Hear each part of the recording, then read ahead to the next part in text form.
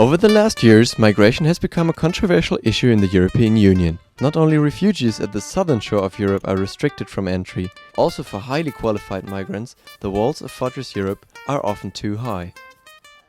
Aida from Azerbaijan applied for a student visa to Brussels. There was no any Belgian embassy in our country, in Baku, so we were obliged to go to the Istanbul to apply there, to waste money, to waste time. Afterwards, I was wait for 2 months, and I get a rejection. On a second try, Aida managed to get a student visa to Brussels. She is now studying in the capital of Europe. At a conference organized by the student association AEGEE in Cologne, Aida shared her ideas with students from all over Europe. Migration is definitely a huge issue in Europe today, and so we think that Europe as a whole should address it, and not the national states by themselves. In different workshops, the students discussed what a better EU migration policy could look like.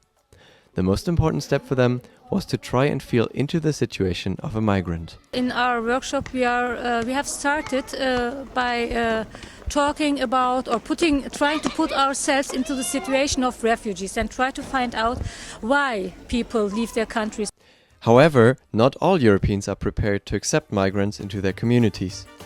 Even though it appears clear that Europe needs more migrants, there are still a lot of prejudices, particularly against low-qualified migrants. For sure we need more high-skilled migrants, but I think some countries need low-skilled migrants as well.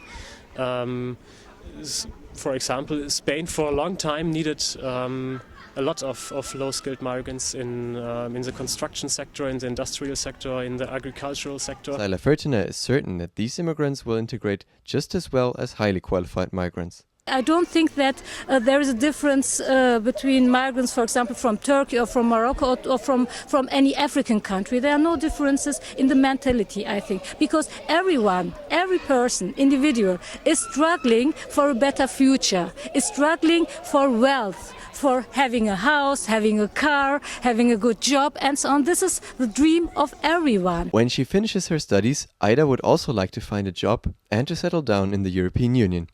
What will be her chances? It will be really hard because now I stay with the residence permit and I get it from the student visa. And in the future, if I would like to stay and work in the European Union, I should have a residence, the work permit. I don't know what will happen, but I will struggle with this and I will go to the end. But I want to stay and I want to work here. Getting a work permit will become easier for third country nationals in the future.